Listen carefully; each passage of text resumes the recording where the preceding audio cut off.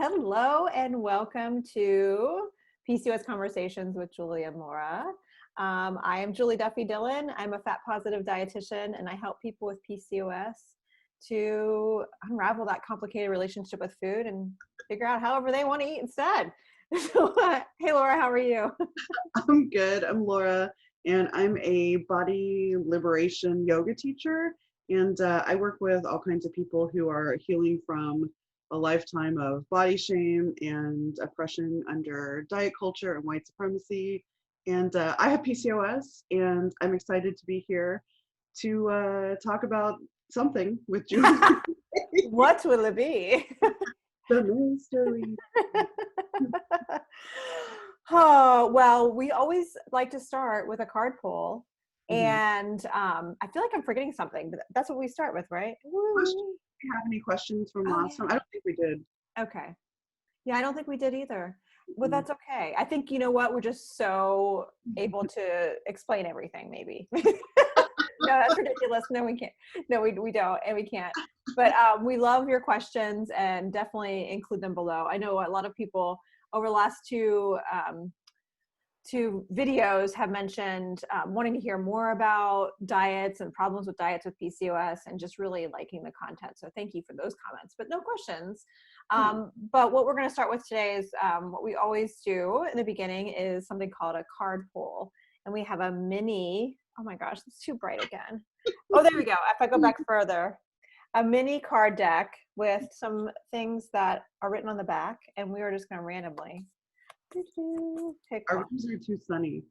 I know, which is like a great thing to have, you know, too sunny.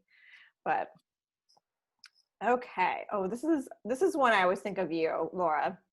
So our question is, I'm gonna try to get it so it's not too sunny. Can you find time to move joyfully today? Of course I think of you for that one. Yeah. I'm trying to get it in there. There we go. Can you, and it's backwards anyway, can you find time to move joyfully today? Question mark. Question mark. Can you find time to move joyfully today? So sometimes it feels like the answer is no, like no, I cannot find time to move joyfully.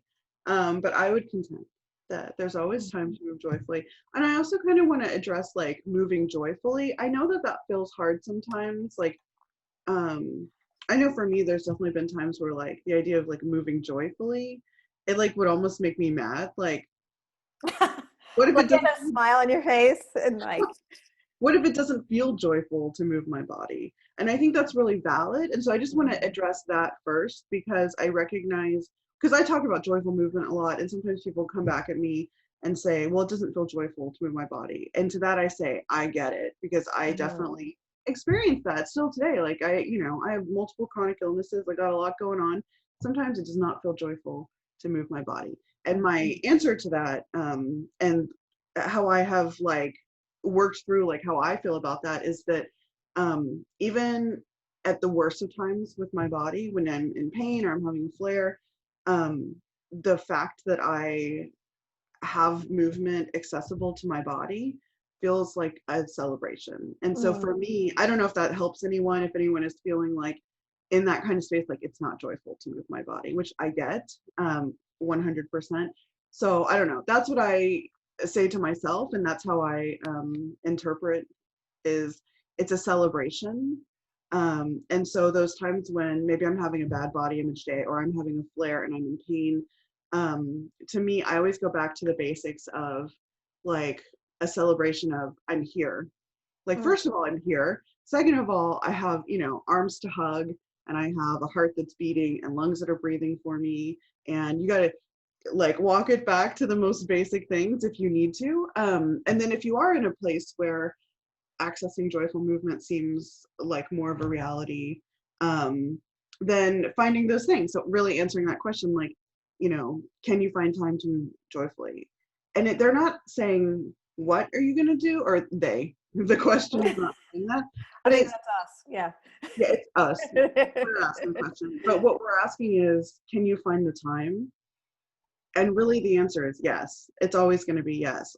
Even the most busy person, because to move joyfully can be anything.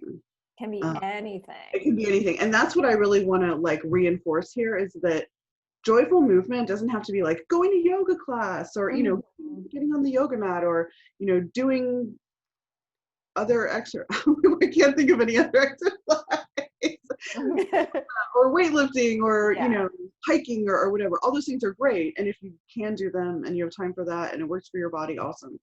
But joyful movement can be a stretch, right? Where you extend out and you feel things stretching and you allow yourself just to move.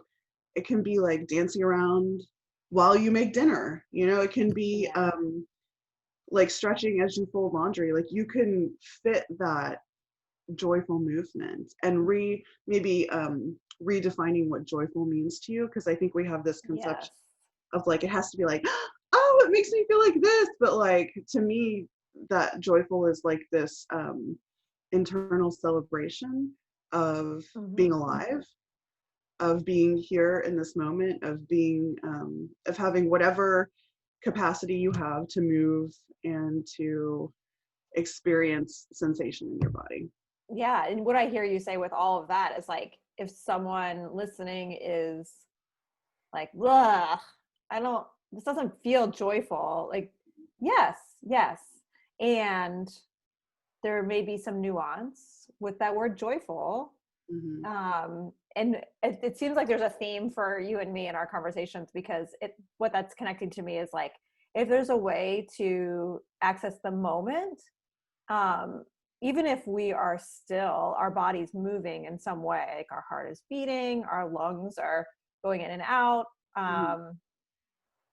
And yeah, like there's always some kind of movement going on. And if there's a way to connect it with the present and to connect with like gratitude for the moment, maybe there's a way to access joyful movement.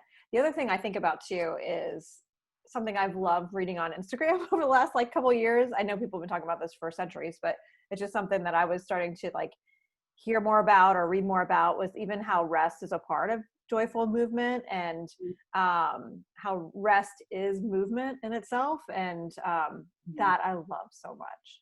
I really love that too, especially for those of us who have stuff going on with our bodies, right? Where we're really tired, or we're injured, or we're having something going on where movement in the like traditional sense, and especially in the way a lot of people view it as like exercise kind of thing.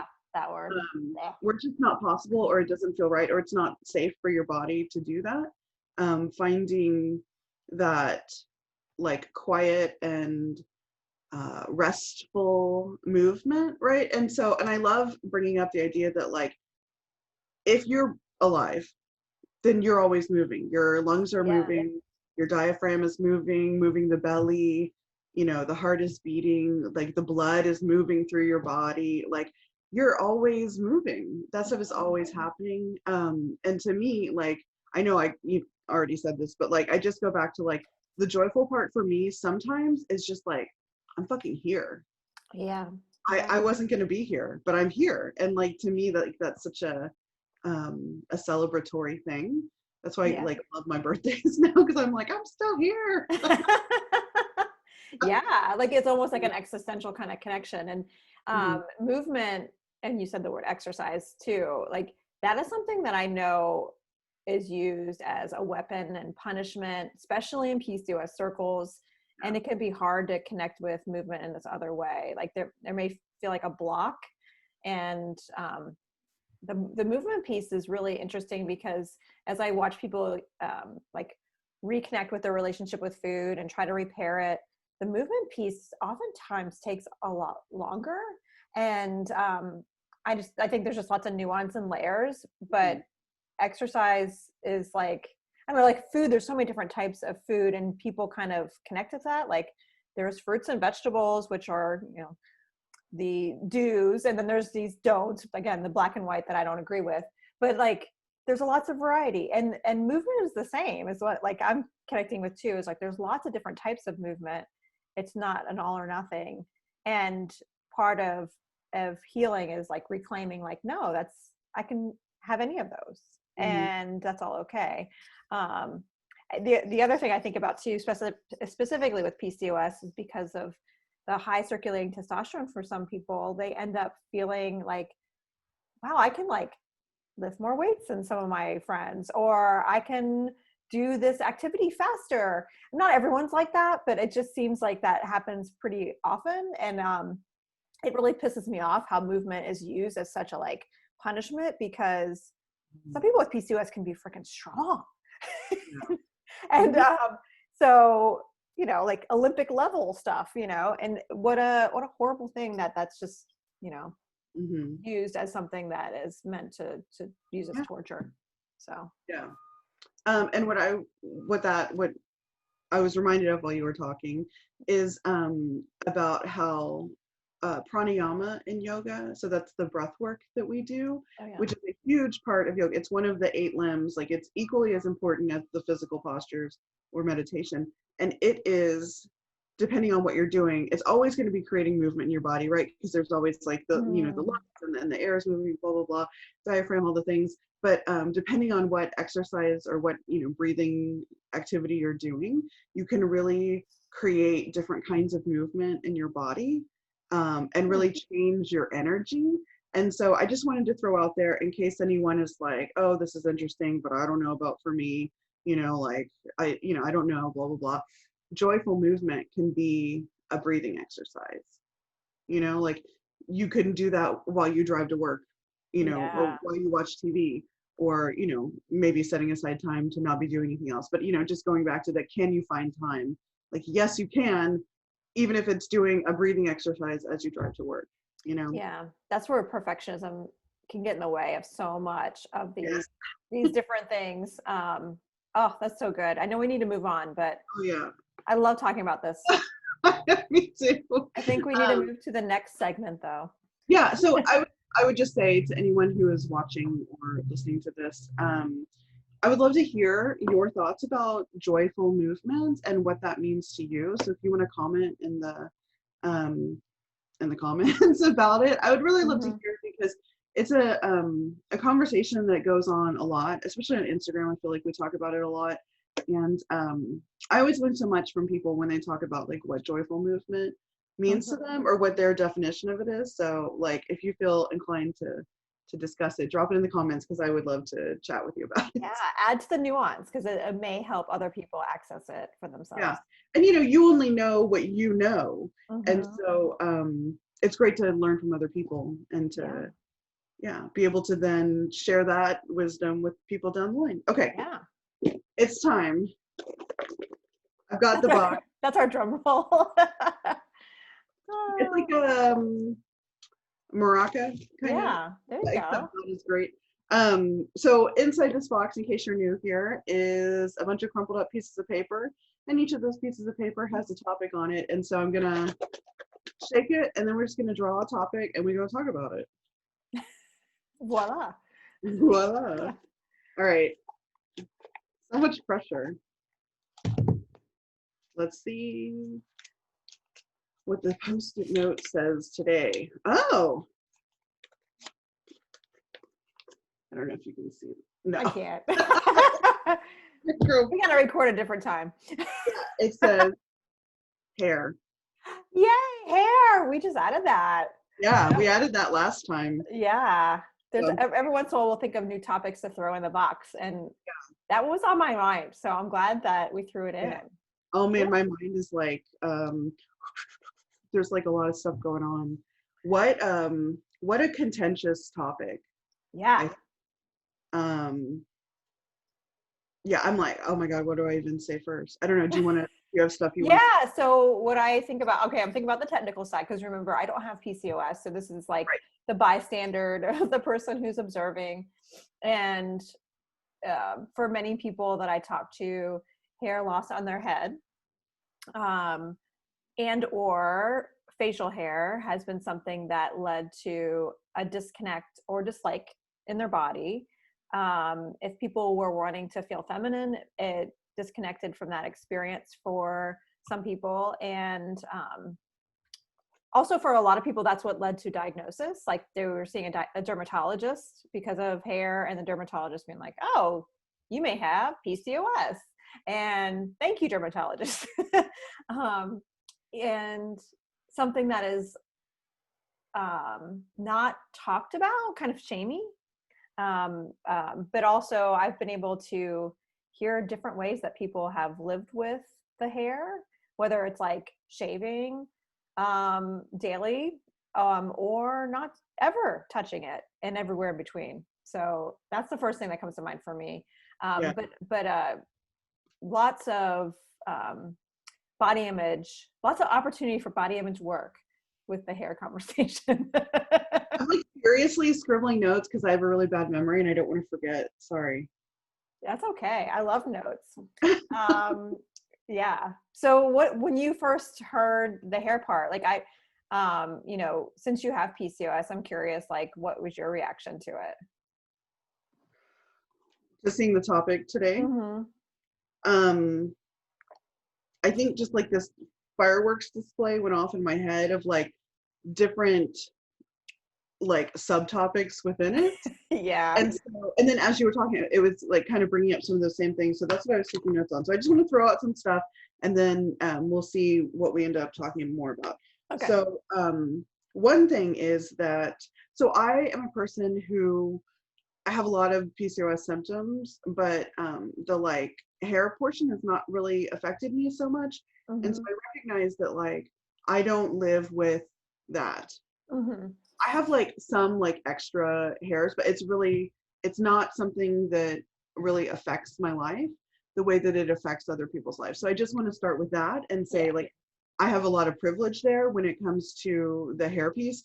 I haven't had any thinning of hair, and I don't have like a lot of extra like facial hair.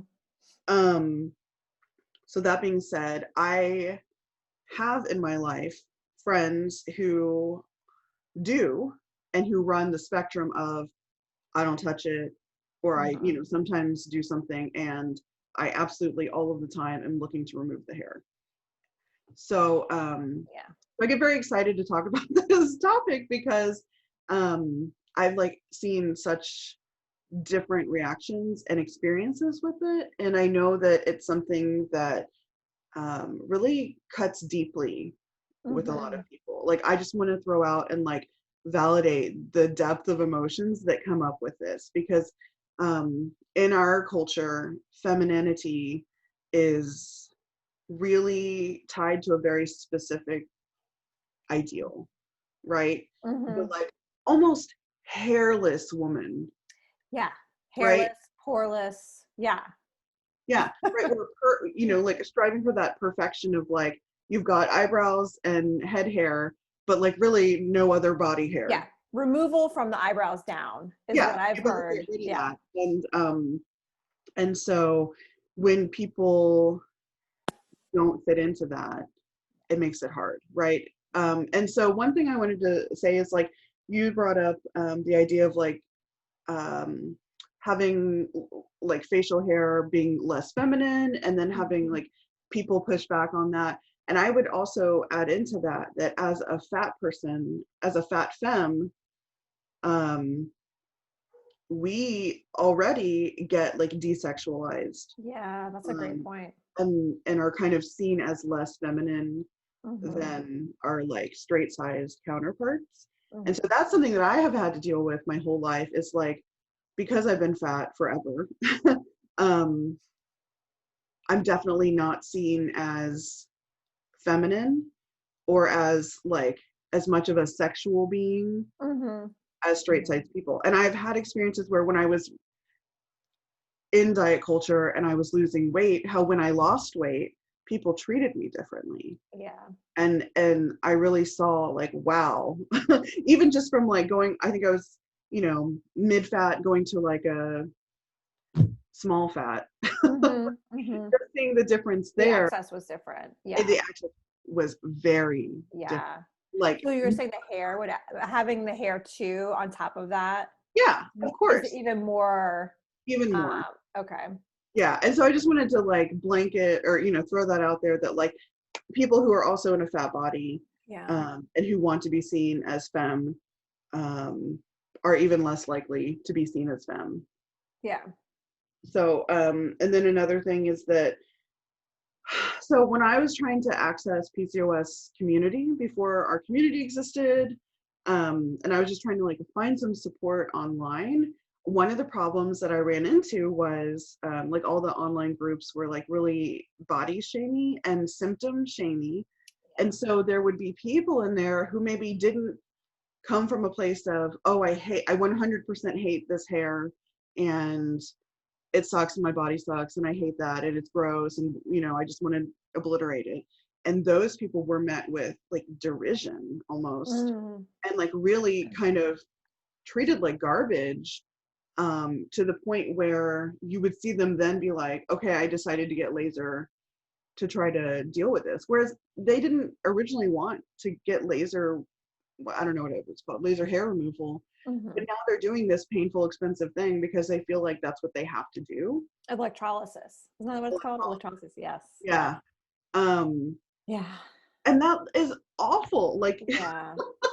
That's so awful. And that made me, and that's not even something that I have to deal with, but it turned me off from those communities so much, which is one of the reasons why I wanted to create this community with you, because we don't do that because it's terrible. Right. So like even within the PCOS community, there's shaming about the decision to not, or, you know, the fact that you maybe don't hate having the hair on your face. Yeah.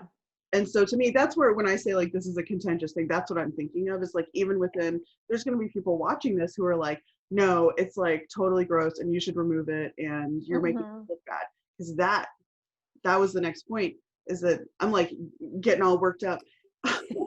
That was the next thing that I was going to say, is just that people were like, you're not representing for us in the right way, which really hits me deep. Even though the hair is not an issue for me, it cuts me deep, because I always felt like as a fat person, I had to represent for fat people in a certain way, and like, you know, wear body shapers and like have makeup and my hair done and wear it like, you know, whatever. I wasn't allowed to just like show up as I was.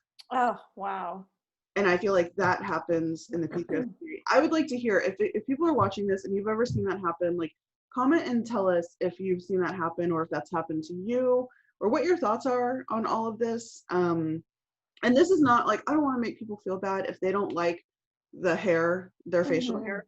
That's fine. You don't have to like it. I'm not trying to make you feel bad at all. I just like, I would never tell somebody what to do with their body. Body autonomy. I was like, that's what's been like the blinking neon sign in my head as you've been talking, is like, the thing that for you and me, Laura, is like, that's one of our core values for each of us personally, is body autonomy. Like, that's something that's like throughout our whole existence that we really, it's like probably our top 3 on our own. And so we can appreciate, like, you get to do whatever you want with that hair. And it's such a shame that there's symptom shaming about it, because discussing what you decide and what you don't decide, and maybe have to just experience because there's no other options.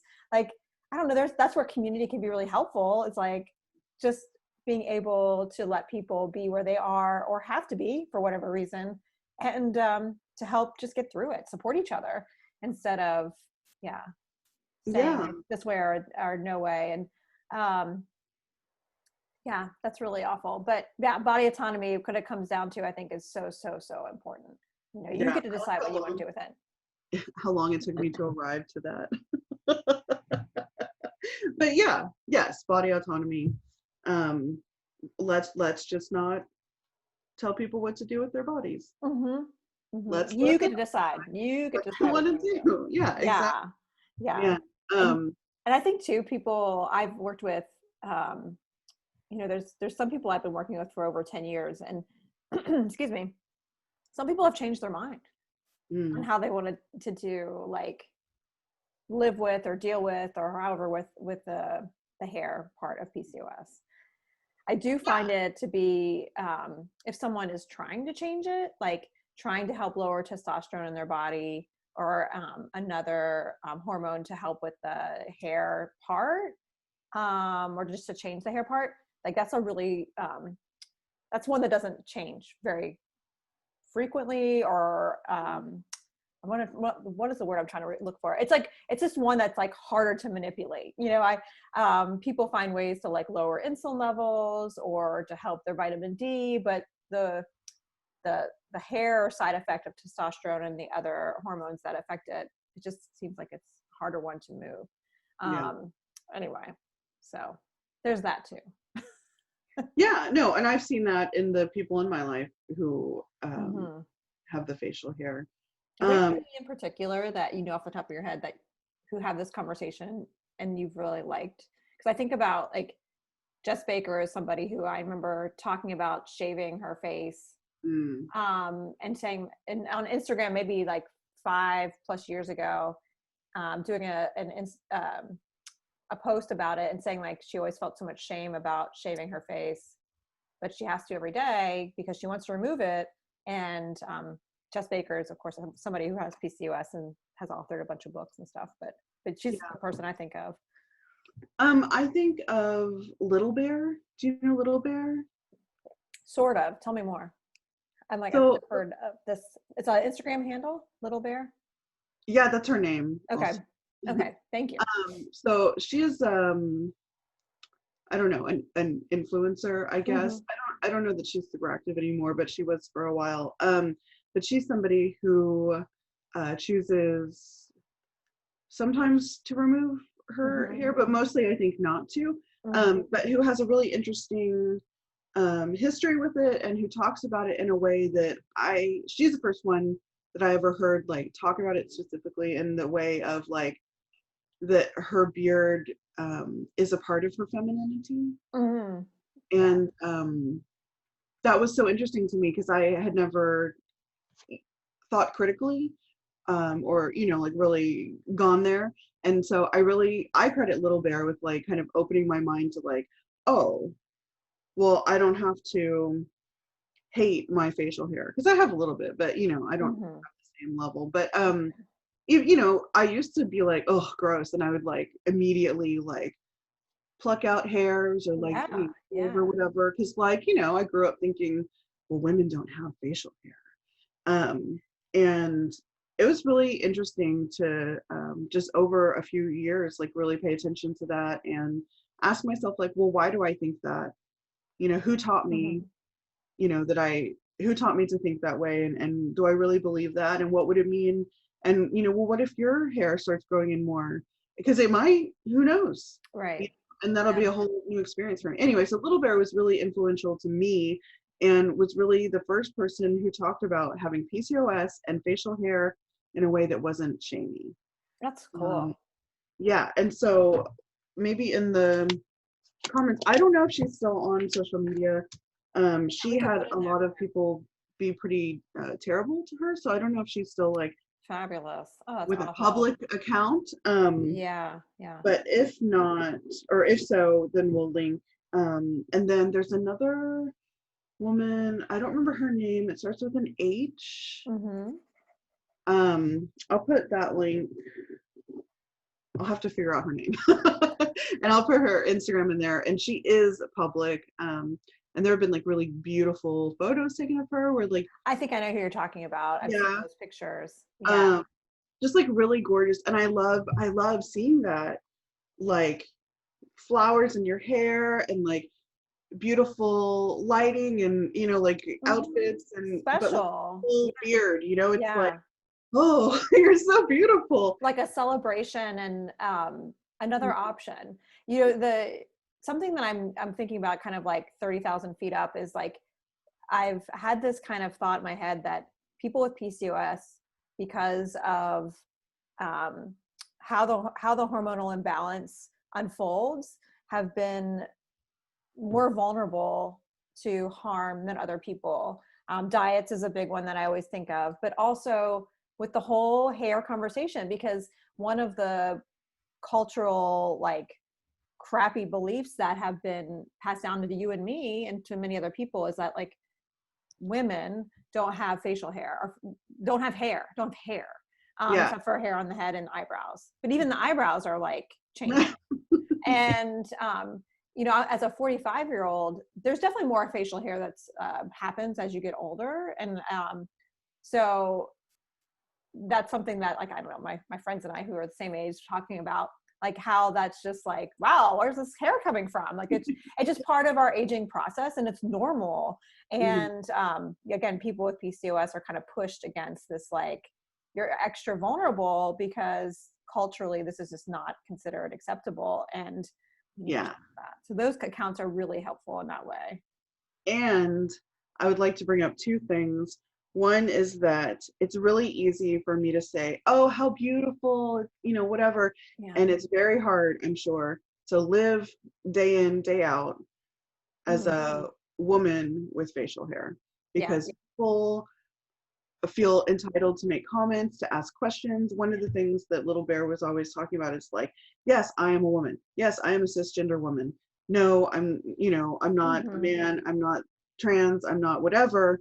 Like, this is who I am. Like, just allow that there are different expressions of Yeah. femininity, of being a woman. And then the second thing is that, speaking of like people thinking that you're trans or you're, I don't know, people say all kinds of stuff. There's a lot of transphobia that happens around having facial hair and being a woman. Mhm. Um, and that is something that I've seen a lot of, and it's like a gross, really ugly side to this. And so um, I understand why someone would want to remove the hair. Yeah. Yeah. Yeah. Absolutely. And so I don't want any of this to come across as Like, you like, should just let it grow. Yeah. yeah, No. absolutely. Listen, I understand like there's a lot of nuance and a lot of potential like harm that can come your way from choosing to do that. I'm just saying I really like that the conversation Mhm. now is a little more open to allowing yourself to have the hair all the Yeah. time or sometimes, or at least not demonizing it. Um, but also knowing that I have a lot of privilege and I don't know what it's Mhm. like to live like that. And yeah, I think it's, the conversation is changing a little bit. I don't think that like everyone's going to start just letting their facial hair grow out and Right. Right. but I what I would wish for everyone who's dealing with this is that maybe they don't internalize Yeah. those gender stereotypes about what it is to be a woman or what Mhm. it is to be feminine, and allow that you don't have to hate that part of you, Yeah. because that is what I've seen so much of, and that breaks my heart. I don't want anyone to hate their bodies. Like, I know what it feels like to hate your Yeah. body or part of your body, and it sucks so bad. And I just like, I don't know. I just like, if you're watching this and that's you, like, just know, like, I just want to give you a hug, and like, I just want so much better for everyone who's dealing with that. Yeah. Can we just pluck out the shame in the Yeah. conversation and let people decide what they want to decide? Mm. Yeah. Ooh, which is a really good segue to talk about our Instagram challenge that's happening this week. Yes. So just announcing, and like, you might be watching this way after time. This is December 7th, 2020. But starting this week on Thursday, December 10th. we're running a little self-care challenge on Instagram where we're going to be talking for 3 days about releasing things. And the first day is releasing shame.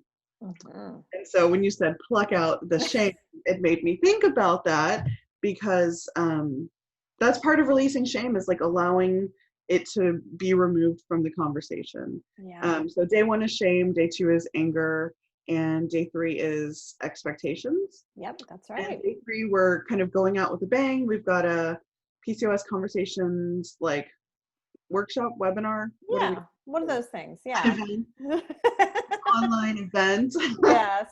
And so we'll put the information for that also in the comments. Yes, we'll put a link to it so you can go ahead and just sign up, and it's free on Saturday, the 12th. Yeah. Yeah. And yeah, so if you're watching this later and you can't sign up for that, just know that it's something we're going to probably do Mhm. over and over. This is our second one. We're really excited Yeah, about they're it. always so fun. Yeah, it's really fun, and we have like a different topic each time. So Yeah, I think we need to close out. I know. Oh, we could talk about hair forever. I would really love to hear everybody's comments. So please comment whatever you have to say about it. You don't have to agree. Yeah. The conversation is what is Yeah, gold. I Yeah. think that the discussion is how we all learn from each other. So I would love to Yeah. hear. Yeah, and like this video if you enjoyed it. Please subscribe if you want to be sure to see when we have more of these. Find us on Instagram. We're at PCOS Body Liberation. And our website is the same, PCOSBodyLiberation.com. Yeah. And is there any other? No, but just give us feedback. Anything that you want to hear more about. Yeah. Ask us questions and we'll put it in the beginning. We didn't have a question today. Yeah. So ask away. Yeah. All right. Well, let's cheers. Cheers. PCOS Body Liberation. I'm trying to line it up. There we go. Have a great one. Bye, Laura. Bye.